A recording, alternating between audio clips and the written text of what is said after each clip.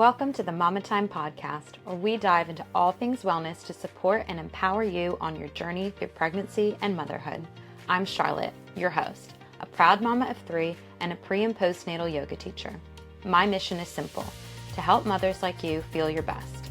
In this podcast, I'll share practical tools, heartfelt stories, and nurturing practices to help you reconnect with yourself through the ever-changing seasons of motherhood. Because while you're busy caring for everyone else, I'm here to remind you of something so important. You matter too. You are worthy of prioritizing your well-being, and when you do, it creates a ripple effect that transforms not just your life, but the lives of those around you. Along with sharing my own experiences and resources, I'll be chatting with inspiring fellow mamas who are passionate about supporting other women.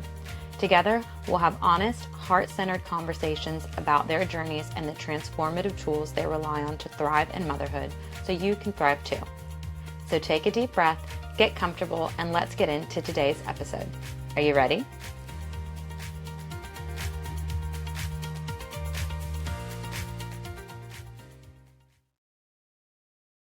Hello and welcome back to Mama Time. I'm so glad you're here with me today because on the show I have the pleasure of interviewing Anna Davis today. She's a senior yoga teacher with over 25 years experience and specializes in teaching and training teachers in the field of yoga for women. In 2005, she founded Bliss Baby Yoga, an online yoga teacher training company offering courses and classes in yoga for fertility, pregnancy and birth, postpartum, and restorative yoga. Anna also offers extensive knowledge and experience in yoga and wellness to support the menstrual cycle and menopause, which she shares about in her book, Moving with the Moon, Yoga, Movement, and Meditation for Every Phase of Your Menstrual Cycle and Beyond. Many have dubbed this the Woman's Yoga Bible. In this episode, she shares about her own personal journey that led her down this path of a feminine approach to yoga and living, and gives such valuable insights from her book that can help women in any stage of their life to become more in tune with their own bodies and natural cycles. I know you're going to get so much out of this episode, so let's get into it. So thank you, Anna Davis, so much for joining me today on the podcast. I'm so excited to have you here with me. I've been a student of yours in the online space for a long time, so I feel like I know a bit about you already, but it's such a pleasure to actually be able to speak to you on a one-on-one basis like this. So thank you. Thank you, Charlotte. It's a delight to be here. I look forward to our chat. Thank you. Well, I want to get into it. So I want to hear so much about your incredible work with Bliss Baby Yoga, teaching yoga teacher trainers for pre- and postnatal. And of course, your book, Moving with the Moon, that is just such a beautiful resource for women in any stage of their life. But I want to hear the journey that got you to doing such important work. Were you already in that space prior to having children, or did having your own children really lead you down that path? Yeah, it's a interesting question. I think what's happened in terms of my yoga journey is the latter, is that whatever's happening in my life, my yoga then reflects that. I love that. Which I guess has an authenticity to it as well, so that we're not practicing something that's not aligned with what's going on for us. So my son is 21 this year. So, over 21 years ago when I got pregnant with him, I was running a studio in Bondi in Sydney's eastern suburbs. And, up until that point, I'd been teaching quite a lot of stronger, more vinyasa flow classes, which were very popular at the time, more dynamic sort of yoga practices. Although I already, I think, was tuning into running more family yoga classes as well, like children's yoga, and I also had a gentle yoga class for seniors. So I think there was part of me that was also foreshadowing, that slowing down that is very much part of the journey of motherhood and parenthood, is tuning in and not kind of pushing yourself when you don't need to. So then I got pregnant with my son, and so then out of that came my yoga studio started to become much more niche. We started to run prenatal yoga classes, and then mums and bubs, mothers and babies yoga classes. And in fact, once my son was born, I used to take my little baby son along and teach to the other women with similar age babies with my baby. Instead of having a doll to demonstrate on, Yeah. I had my baby. But I also planned ahead because, that's a big ask to have a newborn in a class and then try to hold the space for the other women in the class. So Absolutely. I had an assistant. I had an apprentice too, who I'd kind of been training as my main backup woman for the yoga studio. And so she was kind enough to come along as my backup babysitter so that, I could take my baby, go, look, this is what we do. And then I could hand it back to my friend and colleague. And so that I wasn't trying to do too many things, because I think, yeah, that's a little ambitious to not have some backup childcare. I mean, I know people do it, but it can be quite stressful if you've got a baby that tends to cry a bit, which is pretty normal for a newborn. So, Yes. Yeah, that is yeah. challenging. I have, as someone who has attempted to do that, it is absolutely challenging. So it sounds like you had a good strategy. Well, And it's then cool. from there, I'll just finish by saying, sorry, Charlotte, from No, go there ahead. we evolved into mums and toddlers classes. So as Cool. my baby got bigger, I was like, oh, now we need to do a new type of class because this is Yeah. different from a mother and newborn. So we created a new class on the schedule and along we moved. So yeah, it sort of seemed to happen quite organically in that way. Because sometimes you're not aware of what the community and moms in that space need until you have that insight yourself. It's really hard to understand until you've actually been there or you've been in close proximity to it, I find anyway. Absolutely. Yeah. So I'd love to backtrack just a little bit. What was your journey of pregnancy and then postpartum like with your son? I think I did everything by the book. Like I was very, I really tried to prepare in a really diligent way, and I did a lot of yoga. And in fact, it was a really exciting time actually when I reflect on it, because that was when I really discovered this concept of women's yoga, Mm. by embodying it in my body and having this growing belly and all of these kind of ways that you have to compensate for pregnancy and the symptoms that you get and the way you're literally making space for this baby in your life. So I started to read a lot of really wonderful books about active birth and natural birth, and also the intersection between different birthing and pregnancy practices and how they aligned with yoga. And Mm. it was one of those light bulb times where I was like, oh, wow, there is a whole different feminine way to approach my practice that really honors what's going on literally from the womb out, inside out. And it was, yeah, I remember feeling quite inspired and, yeah, it was a real paradigm shift for me. And I think that was when Bliss Baby Yoga was born in me. It was like, this Yeah. is really important stuff that not a lot of people had embraced back then. We're talking 21 years ago. Like, for example, studios had prenatal yoga classes, but they weren't prioritized. They were put on at times that weren't practical. That was the thing I noticed. And in my studio, is a lot of the prenatal classes were on during the day, presuming that mothers weren't working. But often, Yes. particularly with your first baby, you are working. So Mm. I put on a prenatal class several that were after work classes, Yep. and they were just really well attended because the schedule was working around their needs rather than going, well, here's the token prenatal class, Yes. with three women that show up.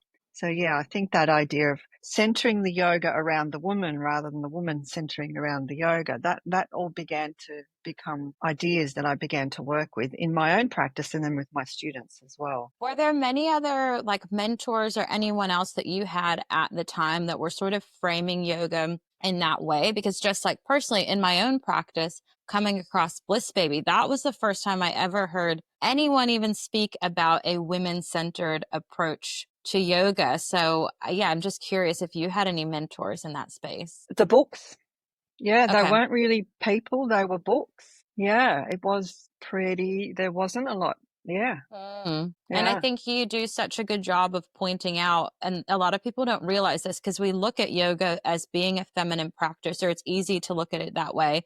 But as you state, and as is true, yoga was designed by men for men. So there's so much wisdom and so many great things that we can take away from the traditional yoga practices. However, we also need to adjust them as women for our own needs. And I think you've really taken on that space and made it applicable for mothers in such a beautiful way. Or not just mothers, women in general. Exactly. I mean, that leads into what I think we're intending to talk about, which is this idea of a cyclical practice for women's Yes. menstrual cycle. And yeah, I always suggest that we are non-linear by nature. Our bodies are non-linear. We have this monthly cycle, and we also have the life cycles. We have, the cycles of fertility leading into the cycles of menopause, Mm-hmm. and then of course there's the whole pre and postnatal cycle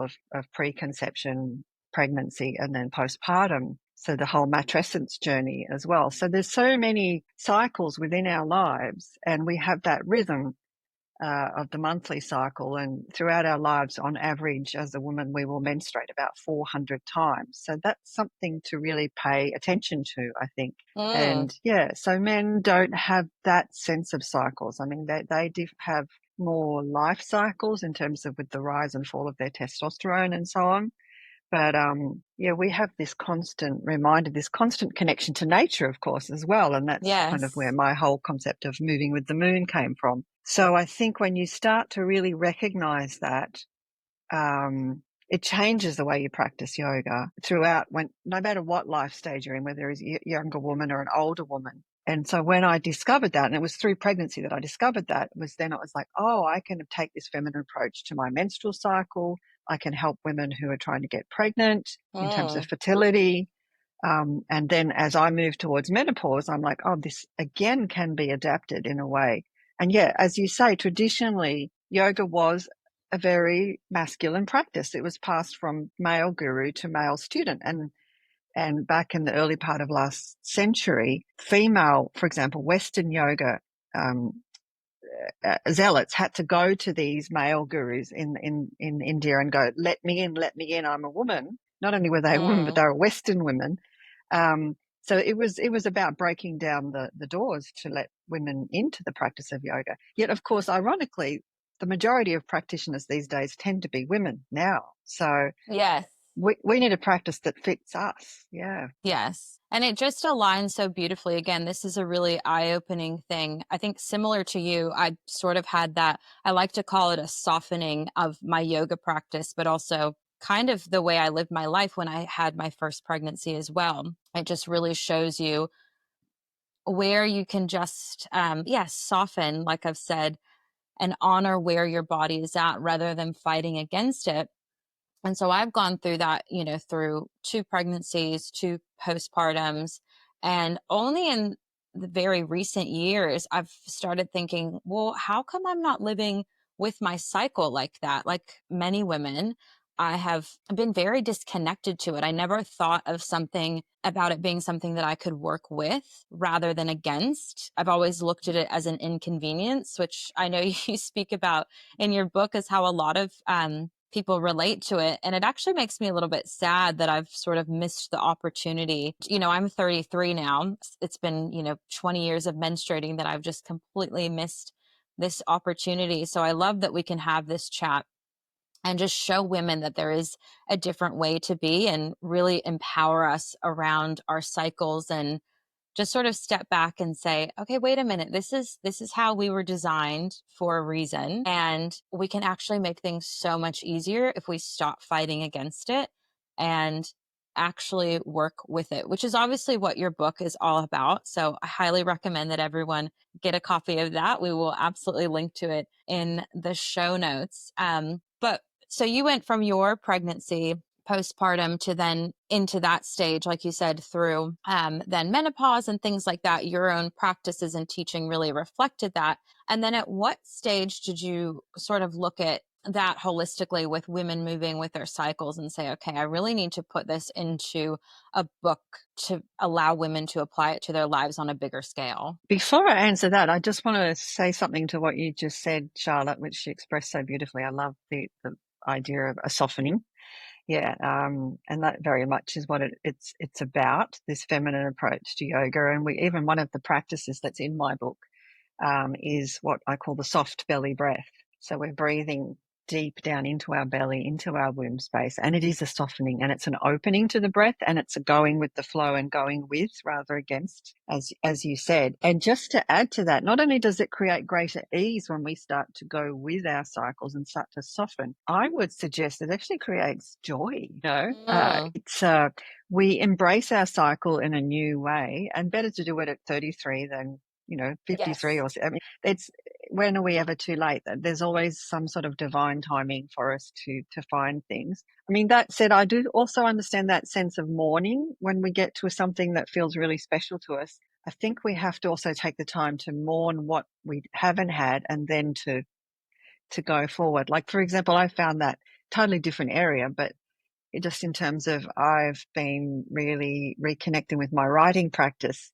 In terms of creative writing, I've been a nonfiction writer for a long time, and I've written the yoga book. But, I'm now in my 50s, and I'm feeling like I'm really discovering this part of myself that's been quite dormant, this really creative Mm. part of myself.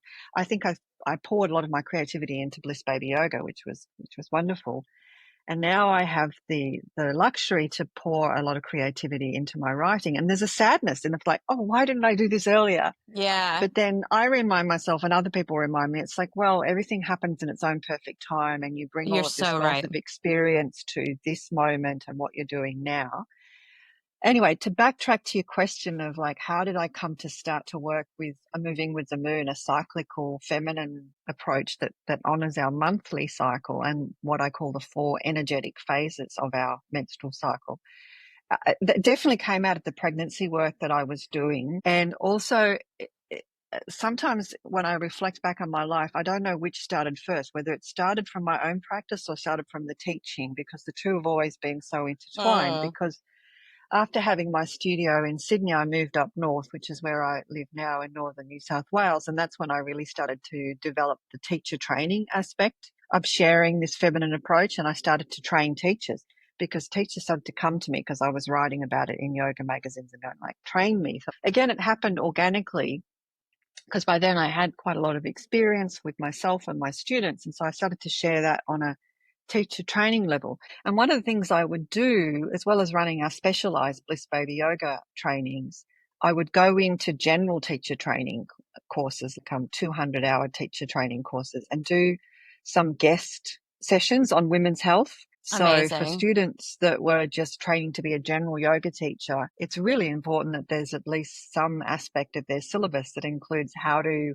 manage a pregnant yoga student when they come into their class, not necessarily Yeah. run a prenatal yoga class, but how to do that safely and appropriately. And so also we developed a teaching module about how to manage a menstruating student in your class. And so that, I think, it's hard to remember. It's like the chicken and egg, which came first. Yeah. But I think that started to feed into my interest and my research. And I discovered this whole world, just like I did when I was pregnant. I discovered this whole world of menstrual awareness, and a lot of Yes. these wonderful menstrual pioneers, like Alexandra Pope and Miranda Gray, who people who were pioneers in not yoga, but in the field of how to honor our menstruation and how to tune into these energies of our menstrual cycle to increase our health and our well-being. And also just as a kind of an empowering feminist practice of like, yeah, Yes. owning our womanhood and how we can work with that, rather than some of the really old shame that has hung around us in terms of our natural bodily processes culturally and traditionally. So yeah, that's how it started. So I would teach it and I would see the light bulbs going off with the students, and they'd go, just like you shared, it's like, oh, there's a different way to do this. And Yeah. I can actually go with my menstrual cycle, and I can improve my fertility, and I can work with these symptoms I might have, like of PMS or menstrual cramps, and I can find a way to honor myself. And it was just wonderful to see the women in the classes um, experience that kind of paradigm shift as well. So then I developed a lot of material over the years from teaching, and then going back and practicing on myself, and then teaching, and that constant feedback process, till I got to the point of like, there's a book in this. And that's how the Yeah. book Moving with the Moon came out of it. Yeah. Oh, that's so cool. And it is just such a paradigm shift. I think that's a really great way to put it, because I think for someone who, like myself, probably considers themselves a feminist, there was always this idea that if you are not doing things because of your cycle, then that's not feminist, you know? And it's a complete shift. It's like, well, actually, the more, and like you said, empowering thing to do is to just honor where you're at. And that's really being a strong feminine embodiment, not trying to, like we said, work against it and really be overly masculine in how we operate because we want to be equal. It's actually doing ourselves so much more of a service to just honor where we're at and really have that feminine embodiment of the cycles that we go through in life. Yeah, and I think related to that is the tendency for burnout. You know, when we try to Yes. fit our feminine body mind into the masculine paradigm, this is most often when burnout happens. And I share my own story of burnout in my book that, you know, when we're really pushing and yeah, not going with the cyclical flow, which we suggest in the moving with the moon approach is actually slowing down when you're menstruating, taking some rest time, which is the hardest thing of all for, I think, for all of Yes. us, is to make yourself just stop and just go, I'm stopping because this is good for me. And yeah, this is empowering. Um, yeah, so that's so important as part of that whole process, I think. So for someone who is completely new to, maybe this episode, I hope, is really opening up their minds to, okay, well, how can I work with my cycle in like a very broad suggestion? What sort of guidance? I know you go into so much detail in the book, but what base level guidance would you give for the 4 stages of the menstrual cycle? Yeah, so I mentioned Miranda Gray, who was very influential in terms of this sort of menstrual education and awareness. And she developed 4 energetic phases of the cycle. And I sort of use those as my model. And then I overlay the 4 phases of the moon. So full Mm, moon, waning moon, dark moon or new moon, and then waxing moon. And then I also overlay the idea of how Miranda Gray talks about how our energy and our hormones shift. And I know since Miranda Gray, there's been a lot of other amazing thinkers that have taken on that information, but this is where the prototype came from for Moving with the Moon, was particularly her work. And she used it in the context of well-being and as a kind of coaching practice, when to really go for it in terms of energetically, in terms of your work life or your social life, and mm, when to pull back. And yeah, so then I looked at that as well as yoga very much. And of course, yoga means to unite. It's about a mind-body practice. And so it isn't necessarily a separate practice from our life and yes. from our feminine life. It should reflect what's going on. So I always suggest that when you get on your mat, that's when you tune in. How's my energy? How did I sleep? How are my moods? Where am I at in my cycle? So yeah, so that's how Moving with the Moon develops. So to give you a summary of the 4 phases, let's start with maybe the most critical phase, which is the dark moon phase, which is the new moon. And we use this as a metaphor for when you would be bleeding, when you were menstruating. And um, when you sync up with the moon, sometimes you may find that you'll actually bleed with the dark or new moon. But I always Mm, like to really qualify that there's nothing wrong if you're bleeding on other cycles of the moon too, because that can mean different things depending on whether you're in a fertile phase or a not fertile phase of your life, whether you're focused on getting pregnant or not getting pregnant, all sorts of things, as well as because we live in urban environments where we're not exposed as much to the natural light of the moon. We have other urban light pollution. But typically our bodies and our cycles are triggered by the light of the moon. So there's actually a physiological connection. And particularly when we hark back to sort of matriarchal ancient menstrual honoring practices, that is when women would gather in their menstrual huts in the red tent to menstruate together. And there's this idea of menstrual synchrony where women live together. We can even experience that. Women, family members, young women and women flatmates and so on, when they live together, they sometimes find that their cycles do synchronize because we can actually influence each other's cycles. So we start with this idea that let's say that we're menstruating with the dark moon. Doesn't matter if we're menstruating with the full moon or the waxing moon, we can still apply the same ideas, that it's the mm, time of darkness and internal focus. So our dark moon is our rest, our retreat time. It's our monthly holiday. It's our menstrual holiday. And as I said before, it can be the toughest thing just to go, oh, drop everything. And yeah. maybe you don't have the luxury of dropping everything if you've got 2 small children and a busy business or career or so on.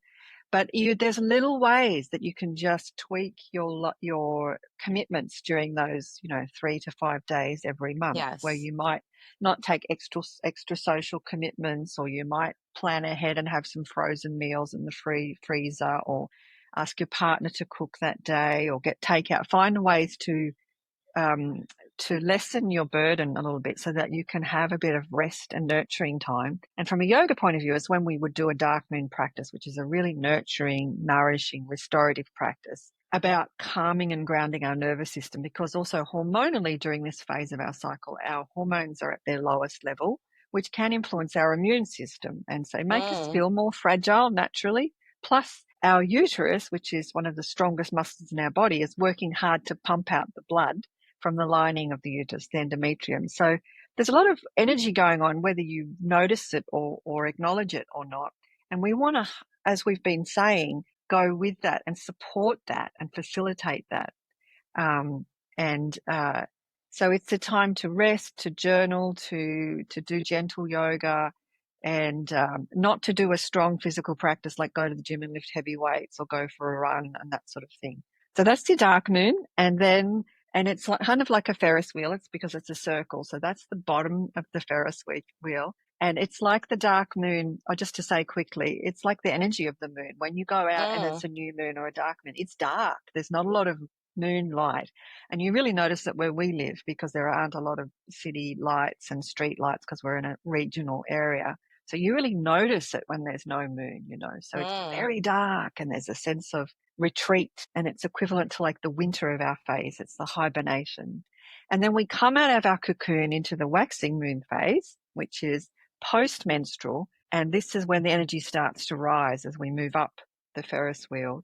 And this is what I suggest is the most masculine phase of our cycle. And this is when we can get back into a stronger yoga practice, whether that's sort of handstands, inversions, salutes to the sun, standing poses. And if you do other forms of exercise, that's when you can go to the gym and do your run gradually, like you make it a graduated return. The same way as you would after you've had a baby. You don't go straight back into it. And that whole postnatal phase is another whole area that we talk about in Bliss Baby Yoga, how to support our body minds. So that's the waxing moon phase. That's almost starting to come out into the world again. And we'll often find that the energy that we have during this phase is increased when we've taken that time to rest. So I Mm. talk about it's like putting money in your energy bank. When you take time out in your dark moon phase, you're going to have a much more fruitful waxing moon phase. You're going to be powered, as you start to support that. Because, and we talk about this in depth in my book, this connection between the nervous system and the hormonal system and how that affects our energy and our overall vitality. So then the waxing moon then peaks at the full moon phase, which can be said to be the most feminine phase of the month. And this is when we can really drop into that womb space. And we do a lot of kind of womb circling and really lovely sort of belly dance type movements if we're doing a feminine approach to yoga. And we might do really lovely soft flowing sort of moon salutes and things to just tune in with this flowing feminine flow, because our estrogen has peaked at this point in the cycle, which is related to our sexuality and our Mm. sensuality. So it's when we are potentially at our most fertile. It's our fertile window in the cycle. So whether we're intentionally trying to get pregnant or not, it's when we are putting out energy. Our libido is usually at its highest. And that also translates to social interactions. It's usually our people phase when it's a great time to have heart-to-heart conversations and to do social things.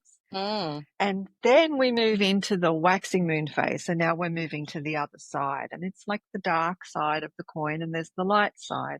And just to say again, when we're thinking about the moon and just using the moon as this sort of metaphor, full moon has that wonderful energetic energy. Go out and it's full moon, it's luminous and it's bright. And it's also related, of course, to full moon energy is like crazy energy as well. So Yes. it's about Yeah. kind of keeping that in balance.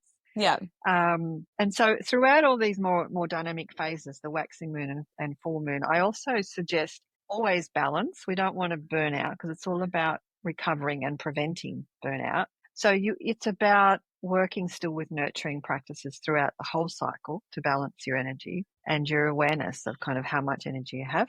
And then the last cycle that I haven't yet mentioned is the waning moon. And so that's when our energy wanes, and it's when the hormones start to drop again. And well, we have a rise in progesterone, which has a different effect than estrogen, which is more of our kind of dreamy, intuitive hormone. And I don't know if you've ever noticed, have you noticed, Charlotte, that I used to notice this incredibly, that you have really a lot more vivid dreams during your premenstrual phase? Do you notice that personally in your cycle? You know what? I've never looked at it like that, but I'm going to start to try to notice it now and see if that's the case. That's so Yeah, interesting. and of course, it's not everybody has different experience, but we can tend to, because we're more tuned into our intuitive selves at that point in the cycle, and also the hormone progesterone. It just seems to, and I take progesterone now postmenopausally, and it does the same thing. It gives me wild Yeah, dreams. wow. So it kind of connects you to your creativity and your inner awareness. And this is also, of course, as we get closer to our menstruation again, to our period, particularly the week or so leading up, is when we come into that much maligned phase of our cycle, the premenstrual, the PMS phase, where we can experience PMS. And there's 150 different premenstrual phases, apparently, like mental and physiological symptoms that we can experience. Hopefully not all at the same time, Yes. but we can get a few of them that pile up, and it can be Yeah. quite a challenging time of the month. And of course, that actually gets exacerbated as we move towards menopause, into perimenopause. The premenstrual symptoms do heighten. And this to me is the greatest gift, I would say, of the moving with the moon phase, because we learn to embrace that part, because I think you were talking before, Charlotte, about we sort of separate ourselves when we're not in that feminine space. But if we actually go, okay, I'm in my premenstrual phase, how can I support this, rather than going, oh no, this is when I get grumpy, and this is when I cry all the time, this is when I yell at my partner, and this is when I get cramps, or this is when I crave chocolate, or whatever it is. How can you find ways to nourish that? And one way that helped me reframe that was, Miranda Gray calls it, the creative phase. So I would actually schedule my month that would be, don't do anything that's not creative. So don't try and do your tax or do something which is just going to make you more frustrated, and going to work on that sort of, it's going to whittle away at that edgy, nervous energy that you can tend to have when your nerves are a bit more frayed then. So don't do something that's going to make it worse. Try to plan your time and do practices that are very nurturing and grounding and balancing for your hormonal systems. There's lots of yoga practices that we talk about in a feminine approach to yoga. And also that might mean journaling, starting to take a bit of time, preparing, because it's like your autumn of your phase. You're preparing to hibernate. Yes. So it might be taking long baths, long walks, and it might be also educating your family. So I used to do this with my son and go, look, and my partner, this is the time when it's not personal, but I'm going to be more snappy. I might be more angry because I can feel it, and I can feel it rising in me. I'm like, I can feel this. This is literally coming from within me, and then outside things will trigger it. So yeah, so then that helps you find more ease, and then even more joy during that phase. And also do something creative, something that really nourishes you creatively. For me, it was when I would do my writing. And that was actually when I did all of the writing for Moving with the Moon, was during my creative phase, because that was a joy for me to lock myself up in my office and work on my book and work on my ideas about yoga and women's health. And I would do less of the administrative aspects of my business, Bliss Baby Yoga, and I would find ways. And then I would feel at the end of the day, I wouldn't feel so empty, I would feel like I'd filled myself up. Yeah. So then some of those symptoms would be diminished. Yeah, That's so so that's the Moving with beautiful. the Moon approach. Yeah. And it's just amazing. Like it's such a gift to be able to walk women through what's happening with them, because I think it's still pretty shocking about how much little education we have around that. And then even just having that awareness, even if you don't change anything you do, which you can definitely adapt and, go with the practices you just suggested, but even just having the awareness of, oh, there's nothing wrong with me, like especially in that PMS phase.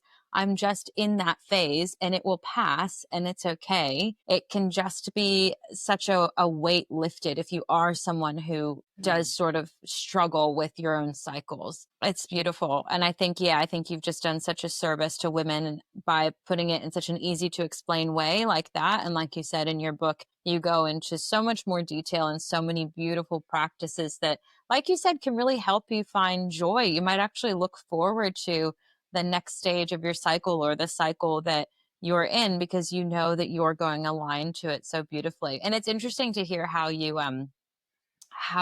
adjust your work with your cycle as well to work with it. So thank you for walking us through that. And so for women, like myself, or who are in a different stage, so my youngest is 2. So I have been either pregnant or breastfeeding for the past 6 years. So I'm only really starting to just get in tune with my own cycle again. So if you're somebody who is not menstruating, I guess it's sort of a twofold question, because it depends on the season you're in.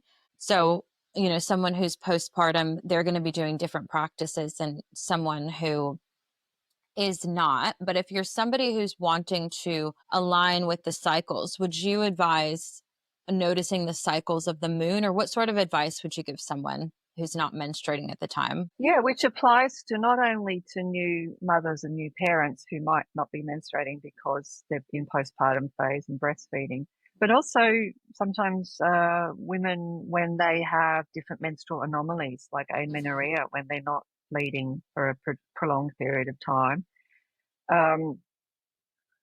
And it's such an important question. I think there's so much you can still do, and it's not about making yourself wrong, particularly for someone that might have a menstrual imbalance where they're not menstruating.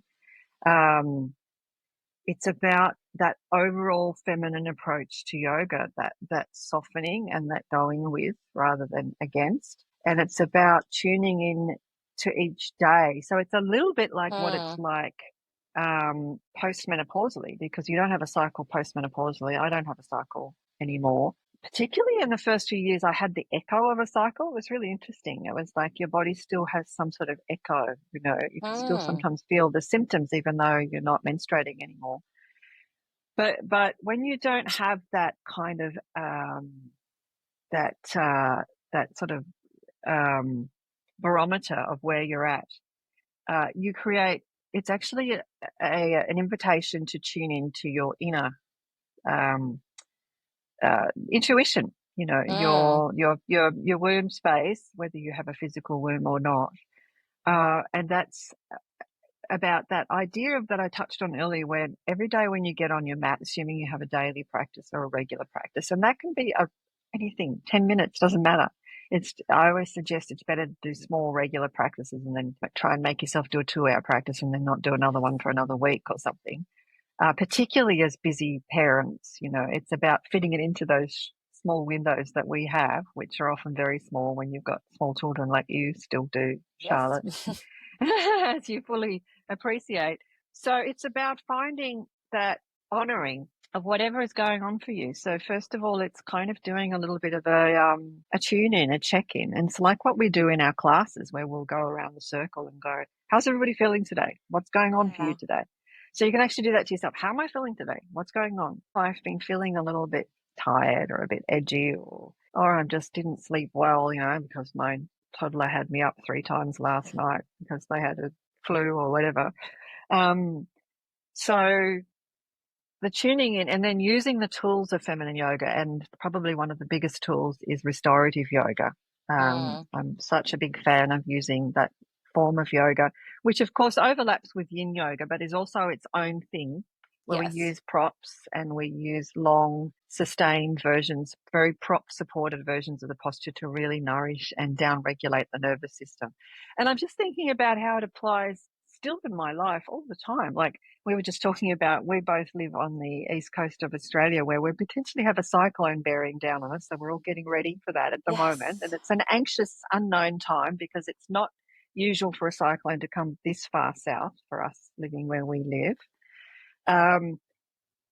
And yesterday morning, particularly when I was just still assimilating the news and the forecasts and all of the things that you're seeing on social media and thinking about what I had to do and family and everything, I woke up feeling really anxious. And I'm like, okay, I need to go to my practice. And my practice these days, it's a postmenopausal practice, which is actually mainly about strength building and stability, and so to support my bones and my muscles and so on. because energy isn't such a big thing anymore once you get really to the other side. But I went right back to more of a really nourishing, grounding practice. I did the Palmuktasana, the joint freeing sequence. I did restorative yoga. I did some pranayam, and it was just so nourishing. And I just reminded myself of the power of this practice, which is the nurturing power of the feminine approach. So whether you're menstruating or not, you can use those tools depending on how you need them. And in my book, I've got for every, I think most phases of the cycle, I've got what I call a busy days practice in my book. So and that's a short practice, again, which is really useful for new parents who don't have a lot of spare time. So it's a short practice that has a lot of bang for its buck and gives you what you need. So I don't know how helpful I've been, but basically what I'm trying to say is tune in and don't worry about the moving with the moon. You know, don't. But at the same time, if you're not sure what to do, then look at the moon and go, well, it's full moon, and how about I do some full moon practices? Yeah. Because my energy feels good. But if it's full moon and your energy feels really low, then do a dark moon practice. You know, to check in with yourself first. Yeah. I think that's really powerful. And that can be one of the hardest things to do. I think, especially postpartum, I talk to a lot of women who, you know, we kind of want to rush through that in terms of ourselves, not necessarily with our children, but with ourselves. We want to get back to feeling our best and, you know, what does best look like, but having more energy and things like that. But we also need to honor where we're at because, like you said, there's plenty of times where we're not getting enough sleep. There's so many different factors that are affecting us. So if we really check in and let go of that external noise, that I think is really great advice for, I think, anyone in any stage, but particularly if you're in a stage that's sort of all consuming like early postpartum is. So that's great advice. Thank you. And I just want to hear a little bit about, I'm sure you've gotten some really amazing feedback from the book about, you know, how women have been able to apply it into their own lives and the things that they've seen as a result of it. Do you have any of that you'd like to share with us that you've heard from some of the readers? Well, I think this is the same with everything that we offer at Bliss Baby Yoga too. There's there is always this ripple effect when your work is rippling out, and the courses that we teach, and particularly the online courses that are accessible from anywhere in the world, where we get people from all sorts of far-flung places in the world that have read my book or that have done the courses, and it has impacted them. And what the common thing that we always hear is a lot of people, particularly with our courses, do them for their professional development, do them so that they can run their own prenatal classes or restorative classes or fertility classes, for example. And then they find that they get so much more than they expected, because then they get an incredible, I guess we're talking here, this paradigm shift, this spiritual connection that they find when they do the practices in their own bodies, which is so important. If we're going to teach this work, we really need to embody it ourselves. Yes. But yeah, I think that's the thing that surprises me and our director, Nadine O'Mara, is just constantly how people have personal epiphanies out of doing these practices. And yeah, I mean, over the years, my book's turned up into all sorts of places. Like on our website, we've got people in obscure parts of South America who've gathered together in a women's group and have read my book. How beautiful. So it's so lovely to see it rippling out there, and to just, when did I publish it? 2018. It's still, and even in my local area, I'll bump into people and go, "Oh, you're the author of that book." Cool. Yeah, but it's lovely. Yeah. That's amazing. And I think too, with like you, exactly, I'm just going to echo what you said, especially with the yoga teacher training that you do at Bliss Baby. One, it's online. So personally, I love that because I didn't realize how much I needed that until I had my own child. And it becomes really tricky to then, in that early postpartum phase where, like, personally, I wasn't wanting to do much work, but I still had that craving to learn. So being able to do that online was absolutely incredible. And this was during COVID as well. So it would just, gave me something to focus my intention on. But aside from my own personal story, that ripple effect that you mentioned, so myself, I could apply that to myself in that stage of life that I was in. But now I have the privilege of teaching that to other women in my own classes, as all your teacher trainers do. And it just creates this beautiful awareness. And like you said, ripple effect that we can continue to share this really important work with, because I think, like we said, there is, yeah, there's not that many people that I'm aware of anyway that are talking about a feminine led approach to yoga, or even teaching very specific pre and postnatal classes in this way. So it's so cool that you've developed this in a way that is, one, attainable for teachers as parents, and then two, everything you guys do through Bliss Baby is all about empowering us as teachers to be able to bring this into our own community and share with other women. So it's really cool to be able to see your work spread, I'm sure. Yes, thank you for summarizing that so beautifully. Yeah, well, thank you for your beautiful work. It has, like you said, it's been a personal transformation in my own life, and I really love sharing it with other people as well, as I know That's how great to hear. empowering it is, yeah, firsthand. Before we wrap up, I do want to ask you three questions that I always end our interviews with. And I would love for you to answer in whatever way feels natural to you, even if it may not be exactly advice or anything like that. I know you said you spent a lot of time thinking about this. So, yeah, whatever answer resonates with you. But the first one being, what would you go back and tell yourself in your pregnancy? Yeah, so when I reflected on this, for some reason, I have real difficulty in thinking about how I would do anything differently, or how I would give advice to myself, to a younger me. But just to say that, we do I think this ties in. We haven't really talked a lot about this. So I think this is great. This is an opportunity just to talk about this idea of self-compassion, which threads through so much of Bliss Baby Yoga and my feminine approach to yoga in my book, Moving with the Moon, which is, so we've talked about this nurturing approach. And so the underpinning that is this nurturing approach to ourselves as women and parents and everything else that we hold, and women, we tend to hold the world on our shoulders, literally, in so many ways.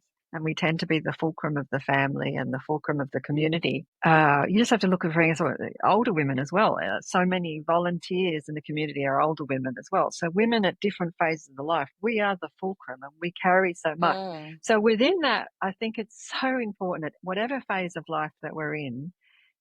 So back for me 21 years ago when I was pregnant to now when I'm in a postmenopausal phase of my life, is to remember this maxim of self-care. And I don't mean self-care in this really kind of, I mean it in quite a profound way, a way that the more that we can take care of ourselves, the more that we can continue to be the fulcrum of our community. So it's not this sort of, we need to separate it from this selfish, self-indulgent idea that sometimes can be labeled with, or this kind of, oh, it's just a passing fashion on Instagram or something. This is really critical to our energy, to this idea of burnout, is how can we nourish ourselves?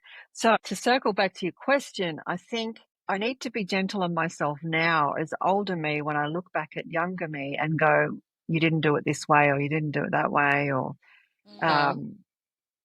because I did the best that I could do with the resources and what I had at the time. And I'm no longer with my son's father as well. So there's the issues around being in a relationship that wasn't a relationship that was sustainable to continue to parent together. So we separated when my son was quite young. So there's a lot of emotions tied up with that as well. If only I'd done it differently. And it's quite cool that we've circled back to this, Charlotte, because we started at the beginning talking about this idea of this grief that we hold about, oh, why do we come to this so late in life, or what we consider late? So I think it's the same idea, to look back compassionately at the you that you had. And in fact, the note that I wrote for myself is, in terms of pregnancy and birth, I would have told myself to get a doula. That's a good one. Because I didn't have a doula, because I did all the reading and all the research and I taught prenatal yoga. So I thought, I know how to do this birth thing. I'll be fine.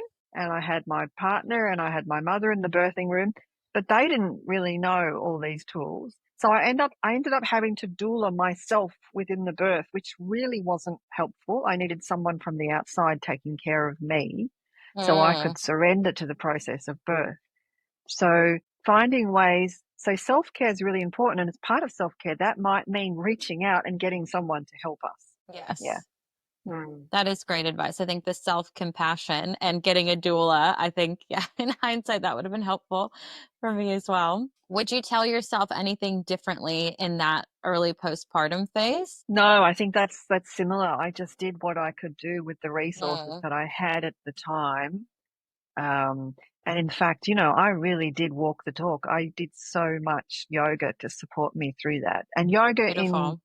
practical ways, just those small Yes. amounts of yoga that when my son was sleeping, I'd put my legs up the wall and do a restorative pose for 10 minutes, or I'd do a I yoga love legs nidra. up the wall. Yeah, so I had my go-tos. I had my self-care routine. So I feel like I really supported myself physically and emotionally. So I feel like good job. Yes, excellent. That's good to reflect on. Amazing. Yeah.